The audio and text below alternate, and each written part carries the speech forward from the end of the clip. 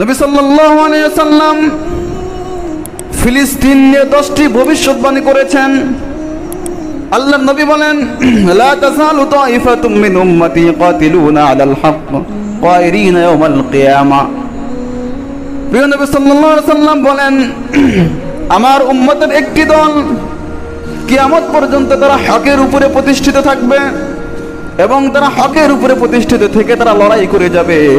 তাদের উপরে যত ঝড়, যত আঘাত, যত নিপীড়ন নিষ্পেষণ তাদের উপরে আসুক না কেন, তারা কখনো ঈমান ছাড়বে না। তারা হকের উপরে অটল অবিচল থাকবে। তারা হকের উপরে অটল অবিচল থাকবে। সাহাবায়ে কেরাম জিজ্ঞেস করলেন, ইয়া রাসূলুল্লাহ, এই দলটা কোন জায়গার হবে, কোন দল হবে? একেবারে ধূলিসাৎ করা যাবে না, শেষ করা যাবে না। নবী করিম সাল্লাল্লাহু আলাইহি ওয়াসাল্লাম বললেন যে যেই দল হবে এবং যেই জায়গার, যেই ভূখণ্ডে, যে অঞ্চলের লোক হবে, সেই অঞ্চলটা হলো ফিলিস্তিন। সেই অঞ্চলটা হলো ফিলিস্তিন। সারা পৃথিবীর মধ্যে ফিতনা ছড়িয়ে পড়বে, সারা পৃথিবীর মধ্যে ফিতনা ছড়িয়ে পড়বে। সারা পৃথিবীর মানুষ ঈমানটাকে বিক্রি করে ফেলবে। আজকে আমরা 2 টাকার জন্য তো আমাদের ঈমানটাও বিক্রি করে ফেলি। আল্লাহ রাসূল বলেন, সারা পৃথিবীতে ফিতনা ছড়িয়ে পড়বে। সারা পৃথিবীর মানুষ সম্পদের লালসায় তারা ঈমানটাকে বিক্রি করে ফেলবে। কিন্তু এই ফিলিস্তিনের এই শাম অঞ্চলের মানুষগুলো তারা কখনো তাদের ঈমানটাকে টাকার বিনিময়ে কেন, তাদের জীবনের বিনিময়ে তারা কখনো এই ঈমানটাকে বিক্রি করবে না। তারা জীবন দিয়ে তারা এই ঈমানটাকে, তারা এই হকের উপরে প্রতিষ্ঠিত থাকবে। তাদের জীবন যদি যায়, ঈমানের উপরে যাবে। আজকে দেখেন তাদের সামনে বলে মিসাইল, ক্ষেপণাস্ত্র, আরো কত কি দিয়ে তাদেরকে আঘাত করা হচ্ছে। তারা জীবন অকাতরে বিলিয়ে দিয়ে যাচ্ছে, কিন্তু কখনো তারা পিছু পা হচ্ছে না, ঈমান ছাড়ছে না তারা।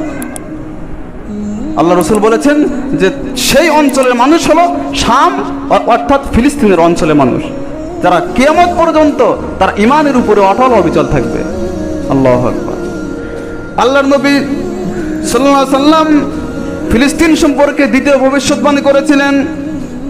আব্দুল্লাহ ইবনে উমর রাদিয়াল্লাহু তাআলা আনহু বলেছেন, নবী সাল্লাল্লাহু আলাইহি ওয়াসাল্লাম একবার দোয়ায় বললেন, আল্লাহুম্মা বারিক লানা ফি শামিনা ওয়া ফি ইয়ামানিনা। আল্লাহ রাসূল বললেন, হে রব্বে কারীম, আপনি বরকত এবং রহমত শাম এবং ইয়ামানে আপনি ভরপুর এবং পরিপূর্ণ করে দেন।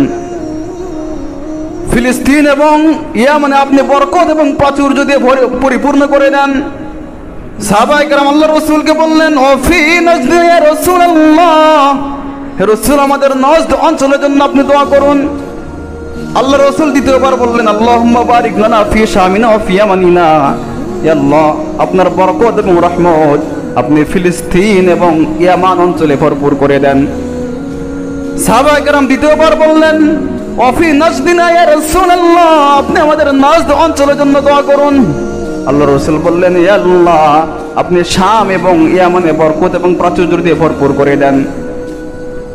সাহাবায়ে কেরাম বললেন, ইয়া রাসূলুল্লাহ, ফি নাজদিনা ইয়া রাসূলুল্লাহ, আপনি শাম এবং ইয়ামান অঞ্চলের জন্য দোয়া করছেন, কিন্তু নাজদ অঞ্চলের জন্য দোয়া করতে বলছে, আপনি কেন করলেন না? আল্লাহ রাসূল বললেন, দেখো এবং শুনে রাখেন, নাজদ অঞ্চল কোনটি? এই হাদিসের ব্যাখ্যায় মুফাসসিরিন কিরাম লিখেছেন যে নাজদ অঞ্চল ইরাকের একটি অঞ্চলকেও বলা হয় এবং আরব দেশের উঁচু অঞ্চলটাকেও নাজদ অঞ্চল বলা হয়।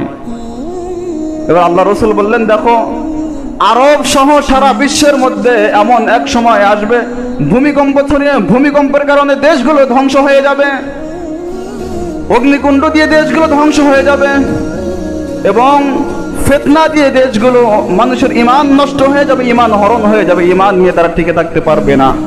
কিন্তু আল্লাহ রাব্বুল আলামিন যতই ভূমিকম্প আসুক না কেন, যতই অগ্নিকুণ্ড আসুক না কেন, আল্লাহ রাব্বুল আলামিন এই শাম অঞ্চলটাকে আল্লাহ তাআলা তার কুদরতি হাত দ্বারা হেফাজত করে রাখবেন। আল্লাহ রাব্বুল আলামিন এই শাম অঞ্চলটাকে তার কুদরতি হাত দ্বারা হেফাজত করে রাখবেন।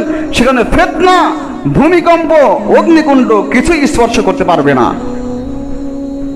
সাহাবায়ে কেরাম জিজ্ঞেস করেন, ইয়া রাসূলুল্লাহ, যখন এরকম পরিস্থিতি হবে তখন আমরা কোথায় যাব? যখন ফিতনা ছড়িয়ে পড়বে, আমাদের ঈমানগুলো ধ্বংস হয়ে যাবে, ভূমিকম্পে প্রত্যেকটা দেশ দ্বিখণ্ডিত হয়ে যাবে, শেষ ধূলিসাৎ হয়ে যাবে, পশ্চিমাঞ্চল যত শক্তিধর, যত রকমের শক্তিধর যত রাষ্ট্র থাকুক সব শেষ হয়ে যাবে। তখন আমরা কোন অঞ্চলে আমরা যাব, কোথায় আমরা যাব? আল্লাহ রসুল বললেন এই পরিস্থিতি যখন শুরু হবে তোমরা ওই সময় বাইতুল মাকদাস ফিলিস্তিনে গিয়ে তোমরা সকলে এই শাম অঞ্চলে গিয়ে সকলে একত্রিত হবে। এই বাইতুল মুকদ্দাস ফিলিস্তিন এই শাম অঞ্চলে গিয়ে এই প্যালেস্টিনে গিয়ে তোমরা সবাই একত্রিত হবে, কারণ সেখানে কোন রকমের কোনো ফিতনা প্রবেশ করতে পারবে না। আল্লাহ রাব্বুল আলামিন যে ইমাম মাহদিকে যে কিয়ামতের পূর্বে পাঠাবেন, আল্লাহ রাব্বুল আলামিন ওই ফিলিস্তিনেই পাঠাবেন, বাইতুল মুকদ্দাসে পাঠাবেন। এবং হযরত ঈসা আলাইহিস সালাম যেখানে আসবেন সেটি হলো বাইতুল মুকদ্দাস ফিলিস্তিন। সম্মানিত হাজিরিন, কত মর্যাদা! কেবল তো দুটি বললাম, আরো 8টি ভবিষ্যৎবাণী রেখে গেছেন আল্লাহ রসুল, বলে গেছেন, তো বলার তো সময় নেই। এই ফিলিস্তিন এমন একটা অঞ্চল গোটা বিশ্বের মানুষগুলো ঈমান হারা হয়ে যাবে, কিন্তু এই ফিলিস্তিনের যদি একটা মানুষ থাকে, ওই একটা মানুষ হকের উপরে ঈমান নিয়ে বেঁচে থাকবে, টিকে থাকবে। এই ফিলিস্তিন, আল্লাহ রসুল এই মদিনার কথা বলেন নাই, আল্লাহ রসুল মক্কার কথা বলেন, আল্লাহ রসুল বাংলাদেশের কথা বলেন নাই, আল্লাহ রসুল ভারতের কথা বলেন নাই, আল্লাহ রসুল ফিলিস্তিনের কথা বলেছেন, বাইতুল মুকদ্দাসের কথা বলেছেন, যে এই এরিয়ার মধ্যে যেই ব্যক্তি থাকবে ওই ব্যক্তি হলো পাক্কা ঈমানদার। যার কারণে সারা বিশ্বের ক্ষমতাধর শক্তিধর ব্যক্তিগুলো ইসরায়েলের পক্ষ নিয়ে তাদেরকে সাপোর্ট করে, আজকে তাদেরকে সাপোর্ট করে মুসলমানদেরকে, নিরীহ মুসলমানদেরকে নির্যাতন করছে, হত্যা করছে। গাজার নিরীহ মুসলমানদেরকে, ছোট বাচ্চাদেরকে, মহিলাদেরকে সহ হত্যা করছে। কি আশ্চর্য! এগুলো দেখলে দিলটা ফেটে যায়। ছোট ছোট বাচ্চাগুলো তাদেরকে হসপিটালে ভর্তি করার জন্য নিচ্ছে, কিন্তু তারা ভর্তি করছে না। তাদেরকে দাফন করার মতো কোনো মানুষ নেই, যারা বেঁচে আছে তাদেরকে খানা পানি দেওয়ার মতো কোনো মানুষ নেই। আজকে কি করুণ পরিস্থিতি তাদের! আজকে কোন কারণে? যে তারা ওই হকের উপরে, ঈমানের উপরে টিকে আছে, মাত্র এই কারণে তাদের উপরে নির্যাতন। আজকে যদি তারা বলতো যে ইহুদিরা তোমরা আসো, আমরা তোমাদের সাথে একই প্লেটে বসে ভাত খাবো, আমরা তোমরা যা বলো আমরা তাই করবো, আজকে ইহুদিরা তাদেরকে মাথায় তুলে রাখতো।